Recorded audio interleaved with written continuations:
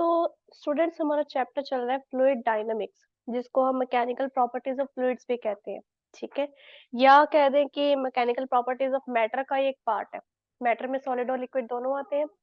तो सॉलिड हमने ऑलरेडी कर लिया, फ्लूइड के ऊपर हम अभी स्टडी कर रहे हैं। ठीक है, तो उसमें हमारे पास एक टॉपिक आता है surface tension, which is very very important. क्यों इंपॉर्टेंट है? क्योंकि इसमें हम सरफेस, अभी तक देखो आपने फ्लूइड के अंदर बल्क की बात की है। बल्क इन द सेंस, जब कोई भी ऑब्जेक्ट फ्लूइड के अंदर घूम रहा है, फ्लूइड के अंदर है, उस वक्त उसके ऊपर कौन कौन सी फोर्सेस लग रही हैं? बिल्कुल बॉटम पे तब क्या फोर्स लग रही है? अगर ऊपर भी है तो वो कुछ पार्ट तक वो सबमर्ज्ड था, कुछ हद तक, जैसे कि बोट की बात की, शिप की बात की, ये मेटल प्लेट है, ठीक है, या आप कह दो वुडन प्लेट है, कोई भी चीज है, वो कुछ पार्ट तक, कुछ हद तक है, वो सबमर्ज्ड था, पार्शियली सबमर्ज्ड था पानी के अंदर। ठीक है, तो ये सारी चीजों के अंदर हमने बात की थी विस्कोसिटी की, मेन हमारी बात थी विस्कोसिटी की। उसके बाद फ्लूइड का कैसा फ्लो चल रहा था उसके बारे में बात की। तो ये सरफेस टेंशन है ना, ये प्रॉपर्टी है सरफेस पे प्रेजेंट वाटर के या लिक्विड के या फ्लूइड के सरफेस पे प्रेजेंट मॉलिक्यूल्स की। ठीक है, कंप्लीटली ये सरफेस के ऊपर जो मॉलिक्यूल्स होती है वो किस तरह से बिहेव करती है, किस तरह से उनके ऊपर फोर्सेस लगती है, कैसे वो सरफेस टेंशन या सरफेस एनर्जी बढ़ती है घटती है। ठीक है, और हर अलग तरह के फ्लूइड के ऊपर किस तरह से इसका इम्पैक्ट पड़ता है, वो है सरफेस टेंशन। ठीक है, तो इस टॉपिक को करने से पहले कुछ एक दो छोटे छोटे टॉपिक्स हैं जो कि हमें क्लियर होने चाहिए। जैसे कि फर्स्ट है cohesive and adhesive forces. Cohesive force क्या होती है? सिर्फ ये याद रखो कि force of attraction, force of attraction between the molecules, जिसमें सेम सब्सटेंस हो, सेम सब्सटेंस हो, force of attraction between the molecules of same substance. मतलब मेरे पास यहाँ पे वाटर है, इतना वाटर है, ठीक है, और मैंने इसकी मॉलिक्यूल्स की स्टडी फाइंड आउट करनी, लेकिन ऐसा करने के लिए मैंने इसके ऊपर और पानी डाल दिया। अब ये क्या है? सेम सब्सटेंस हो गया, वाटर के अंदर और वाटर डाल दिया, एक ऊपर और लेयर आ गई पानी की। ठीक है, तो उसमें कोहेसिव होगी, लेकिन ये बहुत कम होगी, क्योंकि अगर मैं सरफेस पे जाने की कोशिश करूंगी तो इसको मॉलिक्यूल्स के ऊपर वाले को ले लूंगी मैं, सीधी सी बात है। तो कोहेसिव फोर्सेस ज्यादातर हमारे पास सॉलिड्स में देखने को मिलती है, लिक्विड्स में बहुत कम देखने को मिलती है। डिपेंड करता है उसकी विस्कोसिटी कैसे है, डेंसिटी कैसे है। ठीक है, but most of the cases हमारे पास कोहेसिव फोर्सेस के सॉलिड में आते हैं। क्यों? उनकी डेफिनेट शेप है, डेफिनेट साइज है, डेफिनेट वॉल्यूम है। ठीक है, जैसे मेरे पास यहाँ पर एल्यूमिनियम है, एल्यूमिनियम प्लेट है। ठीक है, उसी एल्यूमिनियम प्लेट के ऊपर मैंने एक और एल्यूमिनियम प्लेट रख दी, और जो मेरे पास दोनों के बीच में बैरियर था, या मैं कहता जो दोनों के बीच में अलग थी कि ये अलग प्लेट है वो अलग प्लेट है, उनके मॉलिक्यूल्स के बीच की मैंने स्टडी करनी है। तो ऊपर भी तो मेरे पास उसी के सब्सटेंस होंगे, एल्यूमिनियम के नीचे भी उसी के सब्सटेंस होंगे। तो ये होगी कोहेसिव फोर्स। एडहेसिव फोर्स क्या है? Force of attraction between molecules of two different substances. अब इसमें दो डिफरेंट मीडियम्स भी कह सकते हैं हम, दो डिफरेंट मीडियम्स। जैसे कि मेरे पास वाटर है, ये मेरे पास टब के अंदर वाटर है, ऊपर मेरे पास एयर है, ये मेरे पास वाटर है, और इसके सरफेस के मॉलिक्यूल्स के ऊपर मैं स्टडी करना चाहती हूँ। तो यहाँ पर जो फोर्सेस लगेगी वो कौन सी होंगी? Adhesive forces. जो आगे आप एंगल ऑफ कांटेक्ट वगैरह करेंगे उसमें यही सारी चीजें हमने पढ़नी है। ठीक है, ये सॉलिड, मेरे पास ये सॉलिड मेटल प्लेट है, एल्यूमिनियम प्लेट है, उसके ऊपर मैंने कुछ ड्रॉप्स ऑफ वाटर डाल दी। अब यहाँ पे एयर, यहाँ पे वाटर, यहाँ पे सॉलिड, यहाँ पे भी अगर इन दोनों के बीच में करूंगी तो भी एडहेसिव फोर्स, इन दोनों के बीच में तो भी एडहेसिव फोर्स। राइट, तो ये होती है कोहेसिव और एडहेसिव फोर्सेस। जो एडहेशन है, अब देखिए, सिर्फ उनके लिए जो बिल्कुल, इनको लिए ये नहीं है जो बिल्कुल अलग है, जैसे ये पानी की बूंदे एल्यूमिनियम के बाद ऊपर जो पड़ी है कुछ टाइम बाद ये सूख जाएंगी। ठीक है, तो कई बार क्या होता है, दाग भी छोड़ जाती है। अब इसलिए हम क्या, जब बर्तन धोते हैं हल्का सा सूखने के बाद उसको हम क्या सूखे कपड़े से पोंछते हैं, साफ करते हैं, ताकि उसके ऊपर पानी के बूंदों के दाग न रह जाए। यही होता है। तो जैसे पोस्ट में क्या है, मैंने पेपर के ऊपर लिखा, अब मेरे पास ये बोर्ड है, ठीक है, बोर्ड के ऊपर मैं कुछ भी लिख रही हूँ, यहाँ पे मैं अपना नेम लिख रही हूँ, ये क्यों लिख पा रही हूँ? बिकॉज ये जो इंक है इसके ऊपर स्टिक कर जाएगी। बोर्ड के ऊपर मार्कर की इंक स्टिक कर रही है, ठीक है, व्हाइट बोर्ड के ऊपर, ब्लैक बोर्ड के ऊपर या ग्रीन बोर्ड के ऊपर चौक स्टिक कर है। आपके पास कॉपी है, उसके ऊपर आप पेन के साथ लिख रहे हो तो पेन की इंक वो स्टिक कर रही है, it is an adhesive force, it is because of the adhesive force. ठीक है, तो जो वाटर है, जो दीवारों के ऊपर जब हम पानी फेंकते हैं, वो क्या है, कुछ पानी के स्प्लैश करके वापस आ जाता है, ठीक है, कुछ पानी वहीं पे रह के फिर वो नीचे नीचे जाता रहता है इस तरह से, जैसे पेंट वगैरह जाता है उस तरह से पानी जाता रहता है। ये भी किसके कारण है? एडहेशन के कारण। ठीक है, तो ये मेरे पास आ गया कोहेसिव एंड एडहेसिव फोर्सेस। अब एक और टॉपिक है, that is the molecular range. Molecular range, जो हम अब आने वाली क्लासेस में जो भी हम पढ़ेंगे, that will be a mixture of H C Verma, S L Arora and NCERT. तो ध्यान से देखना सारी क्लासेस आगे वाली। अब देखिए जो मोलिकुलर रेंज है, ये है क्या? मोलिकुलर रेंज को मैं ये कहूंगी मैक्सिमम डिस्टेंस है, मैक्सिमम डिस्टेंस अप टू विच क्या है, जो मॉलिक्यूल है वो एक्सर्ट कर सकता है सेम या कह दो some appreciable force of attraction on other molecules. यानी कि मेरे पास एक मॉलिक्यूल यहाँ है, एक मॉलिक्यूल है, ये मैक्सिमम डिस्टेंस है। यहाँ तक क्या है, जो मॉलिक्यूल है इसके ऊपर अट्रैक्शन की फोर्स लगा सकते हैं इसको अपनी तरफ खींच के। अगर मैंने ये डिस्टेंस बढ़ा दिया तो इसके ज्यादा नहीं कर पाएगा। ठीक है, तो फॉर सॉलिड्स एंड लिक्विड्स इसका हमारे पास मॉलिक्यूलर रेंज आ जाती है 10⁻⁹ मीटर।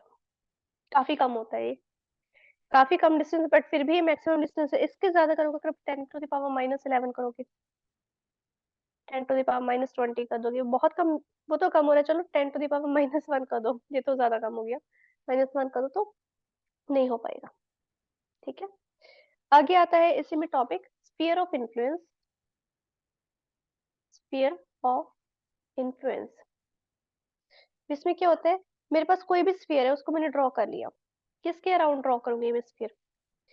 उस मॉलिक्यूल के को सेंटर में रख के, ठीक है, मॉलिक्यूल लूंगी उसको सेंटर में रखूंगी, और उसका जो रेडियस होगा स्फीयर के साथ, मॉलिक्यूल का जो रेडियस होगा, ये मेरे पास क्या है, मॉलिक्यूल है, मॉलिक्यूल को सेंटर में रख के मैंने उसके आसपास के स्फीयर को, इमेजिनरी स्फीयर को ड्रॉ कर लिया, तो उसका जो रेडियस रखा वो किसके इक्वल होगा? इसके मॉलिक्यूलर रेंज के। मेरे पास रेडियस है, this radius is equal to molecular range. Molecular range क्या है? मैक्सिमम डिस्टेंस, जिस डिस्टेंस की हेल्प से कोई एक मॉलिक्यूल दूसरे मॉलिक्यूल को अपनी तरफ अट्रैक्ट करने की कोशिश करता है।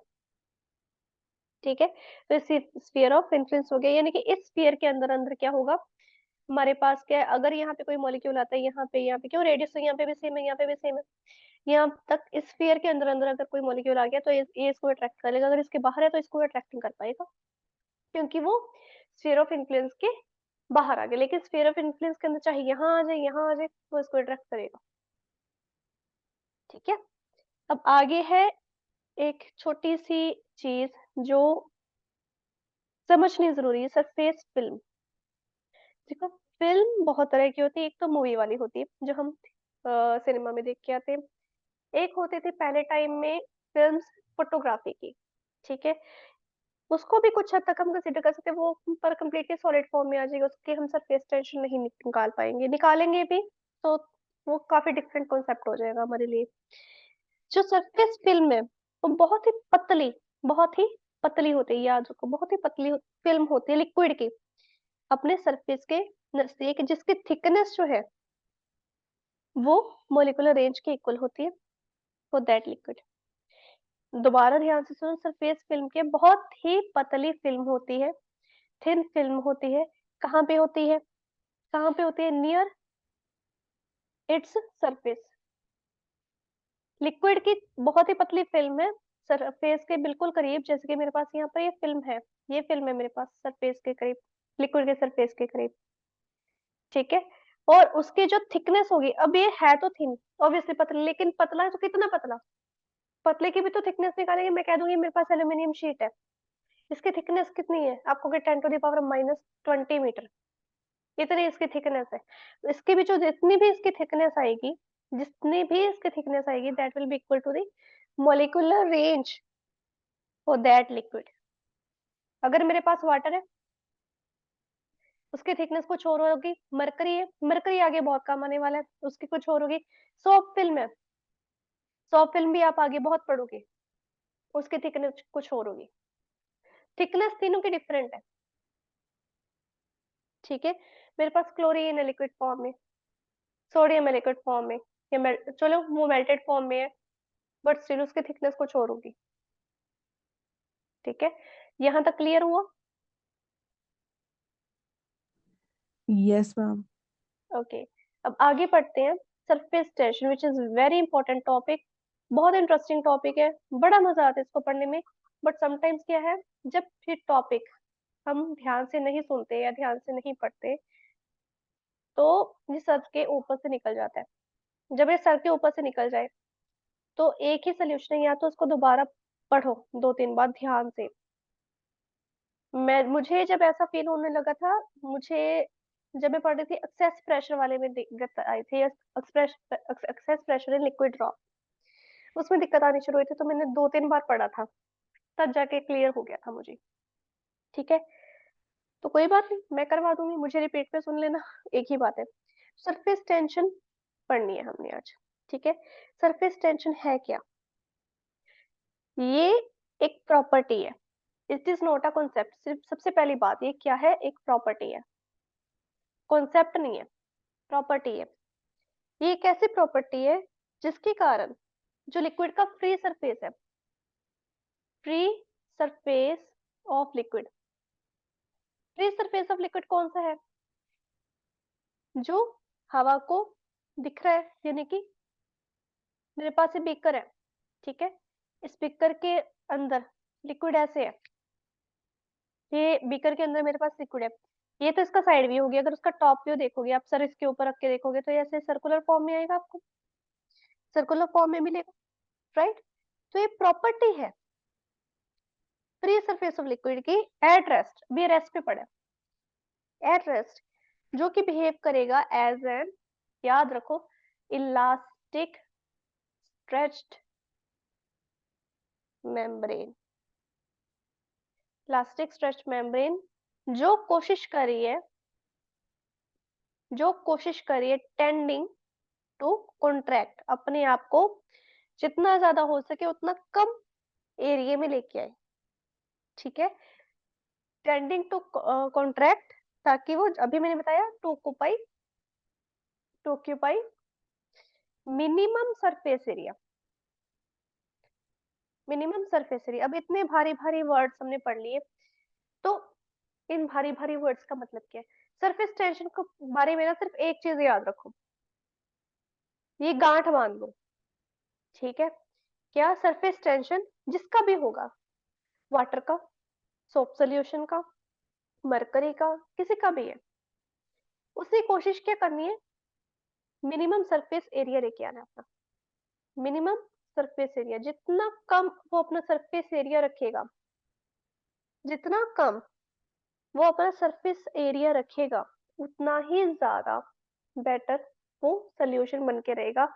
वो इजीली जो है, आगे सरफेस एनर्जी करेंगे उसमें आप पढ़ेंगे, जितना सरफेस टेंशन होगा, जो उतनी सरफेस एनर्जी होगी, उतनी ही इजीली वो इक्विलिब्रियम में रहने की कोशिश करेगा, ठीक है।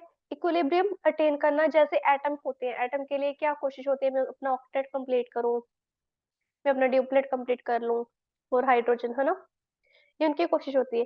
जो मेरे पास ये लिक्विड्स है, मैक्रोस्कोपिक लेवल पे बात आ गई मेरी, है माइक्रो पे, पढ़ेंगे इसको माइक्रो से मैक्रो, ठीक है। ड्रॉप या ड्रॉपलेट से शुरू करेंगे, आगे पढ़ते जाएंगे, ठीक है ये मैक्रो और माइक्रो दोनों का कॉम्बिनेशन है। बट जैसे इनकी कोशिश होती है कि मैं अपने ऑक्टेट ड्यूप्लेट कंप्लीट कर लूं, सरफेस टेंशन की कोशिश होती है मैं मिनिमम सरफेस एरिया लेके आऊं, ताकि मैं इसको, अपने आप को, लिक्विड को, ये होता है मैं अपने आप को इक्विलिब्रियम में मेंटेन करके रख सकता हूँ, अपने आप को स्टेबल कर सकूं इक्विलिब्रियम के अंदर, ठीक है। ये है सरफेस टेंशन। तो मैंने क्या किया अब इसके अंदर, मैंने ना एक स्टील की नीडल ली, सुई होती है ना, सुई स्टील की। सुई दो तरह की होती है, एक तो इंजेक्शन वाली होती है, एक होती है नीडल। नीडल कौन सी वाली? जिससे मम्मी कपड़े सीते हैं, या हम कुछ ना कुछ फाड़ देते हैं तो मम्मी उसको क्या है, सुई और धागे से सिल देते हैं। ठीक है, तो मेरे पास नीडल पड़ी है इस तरह से, ये ऐसे थोड़ी सी यहाँ पे कर्व होती है। ये नीडल है, नीडल को मैंने पानी के ऊपर रखा, इतने ध्यान से रखा कि वो जो नीडल है वो पानी के ऊपर क्या कर रही है, फ्लोट कर रही है। ध्यान से सुनो, मैंने उसको इतने ध्यान से रखा नीडल को कि नीडल पानी के ऊपर यहाँ पे फ्लोट करने लगी इस तरह से। ये टॉप व्यू है, ये टॉप व्यू है, ये मेरे पास साइड व्यू है। ठीक है, बोम्बास्टिक साइड वाई वाला। ठीक है, टॉप व्यू से मैं इसको देख रही हूँ। अब जो स्टील है उसकी डेंसिटी ज्यादा होती है देन वाटर। अगर स्टील की डेंसिटी ज्यादा है, इसलिए नीडल जो है इतनी पतली होने के बावजूद पानी के ऊपर क्या कर रही है, फ्लोट कर रही है। ठीक है, अब इसका सिर्फ डेंसिटी से नहीं लेना देना, भाई शेप भी तो मैटर करती है। नीडल कितनी पतली है, स्टिल वो पानी के ऊपर फ्लोट कर रही है।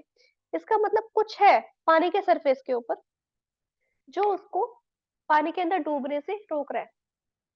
वो क्या है, वो है इलास्टिक स्ट्रेच्ड मेम्ब्रेन, जो कि इसको इस तरह से अपने आप को क्या स्ट्रेच करने की कोशिश कर रही है। इस तरह से ये फोर्सेस लग रही हैं पानी के ऊपर, पानी के सरफेस के ऊपर। क्या है, इलास्टिक स्ट्रेच्ड मेम्ब्रेन, जो कि क्या करेंगी, इलास्टिक स्ट्रेच मेम्ब्रेन सपोर्ट करेगी नीडल को। पानी, ये मेरे पास पानी है इस तरह से। ठीक है, जो पानी की ये सरफेस है उसके अंदर जितने भी मॉलिक्यूल्स है पानी के ऊपर सरफेस के ऊपर, वो as a elastic stretch membrane act करेंगे और नीडल को सपोर्ट करेंगे फ्लोट करने में। क्यों करेंगे, ताकि वो मिनिमम सरफेस एरिया ले पाए। अगर नीडल अंदर जाएगी तो सारे मॉलिक्यूल्स को हिलाती जाएगी, जैसे मेरे पास ये पानी के मॉलिक्यूल्स इधर इधर पड़े हैं। ठीक है, नीडल अंदर जाएगी, जैसे ही अंदर जाएगी सभी मॉलिक्यूल्स को, किसको ऐसे कर दिया, किसी को ऐसे कर दिया, जब वो सारा का सारा उनका इक्विलिब्रियम भी घट जाएगा तो पानी रेस्ट पे नहीं रह पाएगा। पानी ने क्या करना है, अपना इक्विलिब्रियम मेंटेन करना है। तो इसलिए जब पता ही उसकी डेंसिटी ज्यादा है, पता ही है वो ऊपर रह सकती है, तो पानी के मॉलिक्यूल्स कोशिश करेंगे कि मैं उस नीडल को ऊपर ही रखूं, अंदर आने ही ना दूं, ताकि वो अपना मिनिमम सरफेस एरिया एक्वायर कर सके। ठीक है, अब मेरे पास ये नीडल है, नीडल को मैंने नाम दे दिया ए बी। ठीक है, नीडल को एक नाम दे दिया ए बी। इसको आप चाहे इमेजिनरी लाइन भी मान सकते हो, नीडल नहीं मानना ना, आपको लगता है नीडल डूब जाएगी, इसको इमेजिनरी लाइन मान लो, इमेजिनरी लाइन। ठीक है, ये जो इमेजिनरी लाइन है ए बी, ये फ्री है on the surface of liquid.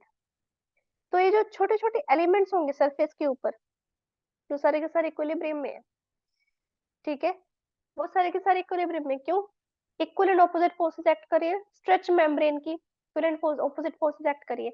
अब ये क्यों कर रही है, देखो जो ये वाला पार्ट है ना, ये कोशिश करेगा मैं इसको अपनी तरफ खींचूं, इसको अपनी तरफ खींचो ताकि मैं इक्विलिब्रियम में आ जाऊं। तो जो ये वाला पार्ट है कि कहेगा ऐसे कैसे, तो इक्विलिब्रियम अकेले ही अटेन करेगा, मुझे भी तो इक्विलिब्रियम चाहिए। तो इक्वल एंड ऑपोजिट फोर्सेस लगाएगा, जितनी फोर्स इस साइड से लगेगी उतनी फोर्स इस साइड से लगनी शुरू हो जाएगी। क्यों लगेगी, ताकि हम उसको जितना ज्यादा स्ट्रेच कर सके स्ट्रेच कर ले और मिनिमम सरफेस एरिया एक्यूपाई कर ले और अपने आप को इक्विलिब्रियम में ही रहने दे। ठीक है, अब ये जो फोर्सेस है, these forces are acting perpendicular to line। इसको मैं दोबारा बनाती हूँ थोड़ा सा क्लियर करके। देखिए ये मेरे पास इमेजिनरी लाइन है, थोड़ा ऊपर बनाती हूँ, बीच में, बिल्कुल बीच में ए बी इमेजिनरी लाइन है, नीडल मान लो इमेजिनरी लाइन मान लो, एक ही बात है। तो जो इस तरफ के मॉलिक्यूल्स है, मान लो इस तरफ है देवेंद्र, इस तरफ है पास्कल ले लो, पास्कल अंकल है। ठीक है, तो मैं कोशिश करूंगी मैं पास्कल अंकल को हटा दूं। ठीक है, मुझे इक्विलिब्रियम, मुझे मेरे मॉलिक्यूल्स का इक्विलिब्रियम चाहिए, तो मैं इसके ऊपर फोर्सेस अप्लाई करेंगी। जब मैंने फोर्सेस अप्लाई कर दी तो पास्कल अंकल कहेंगे अरे मैं तुझसे बड़ा भी हूँ, बूढ़ा भी हूँ और मर भी चुका हूँ, और तो मेरे लॉस को खराब करने की कोशिश कर रही है। तो ये equal and opposite forces apply करेंगे। क्यों करेंगे, अपने मॉलिक्यूल्स को इक्विलिब्रियम में रखने के लिए। तो इस कोशिश में क्या बन जाएगा मेरे पास, इलास्टिक स्ट्रेच्ड मेम्ब्रेन। ठीक है, इलास्टिक स्ट्रेच मेम्ब्रेन बन जाएगी यहाँ पे। जब ये बनेगी तो ये जो इसके ऊपर फोर्सेस लग रही है, यहाँ से भी फोर्स लग रही है, यहाँ पे भी फोर्स लग रही है। ठीक है, ये फोर्स इसकी तरफ लग रही है, ये फोर्स इसकी तरफ, दोनों के परपेंडिकुलर टू लाइन है। ये भी परपेंडिकुलर, ये भी परपेंडिकुलर, दोनों की तरफ परपेंडिकुलर है टू द लाइन। ऐसे कर लो चाहे। ठीक है, अब ये चीज सिर्फ इसके ऊपर नहीं डिपेंड करती कि कितनी फोर्स लग रही है, डिपेंड करती है नीडल की या लाइन की लेंथ कितनी है। लेंथ ऑफ नीडल और लाइन, जो भी इमेजिनरी नीडल या लाइन हमने अज्यूम की है, उसके ऊपर भी डिपेंड करती है। ठीक है, तो जब मुझे पता चल गया कि मैंने फोर्स भी अप्लाई कर दी और कितने लेंथ पे ये बात हो रही है ताकि मिनिमम सरफेस एरिया ऑक्यूपाई हो सके, तो उस वक्त मैं कहूंगी जो सरफेस टेंशन मेरे पास आई है, जो सरफेस टेंशन मेरे पास आई है, that is equal to force per unit length. कितनी लेंथ में मेरे पास, देखो अगर मैं इतनी लूंगी, सिर्फ इतनी लाइन लेती, उसके अकॉर्डिंग उतनी ही फोर्स लगती। अगर मैंने बड़ी लाइन ली है, उसके अकॉर्डिंग उतनी फोर्स लगी है। ठीक है, अगर ये बिल्कुल इसको काट के चला जाए, आधा कर दे, मेरे पास कोई ड्रॉप है वाटर का, वो इसको बिल्कुल आधा काट के जा रहा है, पूरे ड्रॉप जितने जितना ड्रॉप है उतना उतने डायमीटर का मेरे पास लेंथ है, उसके अकॉर्डिंग उसकी वैल्यू चेंज होगी ना, बिल्कुल चेंज होगी। ठीक है, तो सरफेस टेंशन का फॉर्मूला क्या आ गया मेरे पास, फोर्स अपॉन लेंथ। तो एक तरह से मैं कह सकती हूँ कि जो फोर्स है वो डायरेक्टली प्रोपोर्शनल है टू लेंथ। सीधी सी बात है, जितनी ज्यादा लेंथ लूंगी उतनी ज्यादा मेरे पास फोर्स लगेगी। दोनों मॉलिक्यूल्स या दोनों पार्ट्स जो है वो अपनी आप इसको मेम्ब्रेन को अपनी तरफ खींचने की कोशिश करेंगे। जितनी कम लेंथ है उतनी कम फोर्स है ना। फोर्स डायरेक्टली प्रोपोर्शनल लेंथ के, पर मैं यहाँ पे कह रही हूँ फोर्स पर यूनिट लेंथ। इसका मतलब क्या है, जो यहाँ पे अगर मैं कांस्टेंट ऑफ प्रोपोर्शनलिटी हटाऊं, यहाँ पर मेरे पास सरफेस टेंशन आएगा। सरफेस टेंशन, क्योंकि ये जो फोर्स और जो फोर्स लग रही है लेंथ के ऊपर, किसकी वजह से लग रही है, सरफेस टेंशन की वजह से। दोबारा समझो, जो मेरे पास जितनी लेंथ है, जितनी इमेजिनरी लाइन की है, जितनी नीडल की लेंथ है, उतनी ही मेरे पास फोर्स लग रही है। अगर मेरे पास कम है तो कम फोर्स लग रही है, अगर मेरे पास ज्यादा है तो ज्यादा फोर्स लग रही है। That means both are directly proportional to each other. ठीक है, फोर्स उतनी लगेगी जितनी लेंथ होगी, यहाँ पर भी जितनी लेंथ होगी उतनी फोर्स लगेगी। बाकी के मॉलिक्यूल्स तो अपने आसपास यहाँ पर आराम से बैठे हैं, इनको कोई मतलब नहीं है, ये लोग इनका काम नहीं है, तो इतने पार्ट का काम है। ठीक है, अगर ये पूरी होती तो सभी को काम करना पड़ता, सीधी सी बात है। तो दैट मीन्स ये जो फोर्स लग रही है किसके कारण लग रही है, क्यों लग रही है, ताकि सरफेस टेंशन को एक्वायर किया जा सके, यानी कि मिनिमम सरफेस एरिया एक्वायर किया जा सके, सरफेस टेंशन अच्छे से मेंटेन रहे, ताकि लिक्विड जो है इक्विलिब्रियम में रहे। ठीक है, तो यहाँ से मैंने सरफेस टेंशन का फॉर्मूला निकाल लिया, फोर्स अपॉन लेंथ। लेंथ इधर चला जाएगा, फोर्स अपॉन लेंथ। अब जो सरफेस टेंशन है, जो सरफेस टेंशन है, इसको हम अलग अलग तरीके से डिनोट कर सकते हैं। एचसी वर्मा में आपको ये मिलेगा एस से, ठीक है, किसी बुक में आपको ये मिलेगा टी से, क्योंकि टेंशन की बात हो रही है तो टी से भी कह देंगे। एसएल अरोड़ा में मिलेगा सिग्मा से। That is up to you, आपको कैसे भी फॉलो करना है। कोई भी लगा दो, सही माना जाएगा, एग्जाम में इसको सही ही माना जाएगा। सरफेस टेंशन को एस से भी डिनोट करते हैं, टी से भी डिनोट करते हैं, सिग्मा से भी करते हैं। I am taking the S, S for surface tension, क्योंकि सिग्मा हमने स्ट्रेस स्ट्रेन में किया था, if you remember, mechanical properties of solid में। तो मुझे कंफ्यूजन होती है, क्योंकि उसमें भी हम फोर्स की ही बात करती हैं, सिग्मा के साथ फोर्स की बात होती है, हमारी एरिया की बात होती है, इसमें भी आगे एरिया की बात होगी सरफेस एनर्जी में। ठीक है, तो कंफ्यूजन ना हो इसलिए मैं एस सी लेती हूँ। ठीक है, टी टेंशन हम यूजुअली वायर की या स्ट्रिंग की लेते हैं। ठीक है, तो मैं एस ले रही हूँ इसी कारण। S is equal to force upon L, और फोर्स आ जाएगा S into L।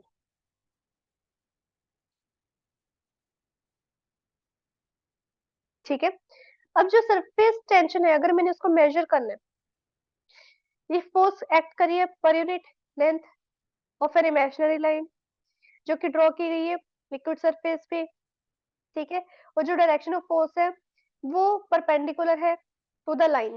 Direction of force is perpendicular to the line. ठीक है, तो मैं कह सकती हूँ यहाँ पे फोर्स परपेंडिकुलर, बिल्कुल कह सकती हूँ।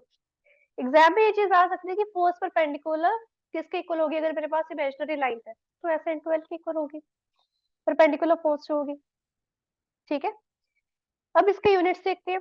बेटा साफ साफ पता है सरफेस टेंशन की यूनिट क्या है, न्यूटन पर मीटर। सीजीएस क्या आएगा, डाइन पर सेंटीमीटर। डायमेंशंस क्या आएंगी, फोर्स की डायमेंशन क्या होती है, M L T to the power -2।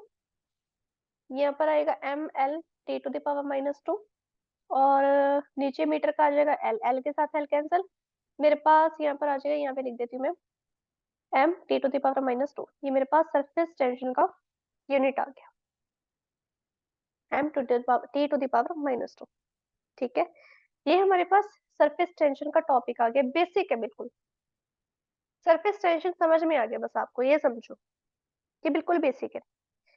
आगे हमारे पास इसके कुछ फिनोमिनन्स हैं जिसमें हम इसकी स्टडी करेंगे कौन कौन से ऑब्जेक्ट के ऊपर कैसे एक्ट करता है। रेन ड्रॉप्स हो गया, सोप फिल्म का हो गया, ठीक है, मरकरी के ड्रॉपलेट्स होंगे, ये सारी चीजों के बारे में है, हम नेक्स्ट क्लास में पढ़ेंगे। नेक्स्ट क्लास में हमने क्या पढ़ना है, जो मॉलिक्यूलर थ्योरी है सरफेस टेंशन की वो। ठीक है, इसके साथ साथ अलग अलग ऑब्जेक्ट्स के ऊपर, जो बग है वो पानी के ऊपर कैसे फ्लोट करते हैं, पेंटिंग ब्रश के जो बाल होते हैं वो कैसे बिहेव करते हैं, सारा का सारा प्लेटियो का एक्सपेरिमेंट भी पढ़ने नेक्स्ट क्लास में। और कोशिश करेंगे कि नेक्स्ट क्लास में ही हम सरफेस एनर्जी को भी कवर कर दें। ठीक है, that is the for today.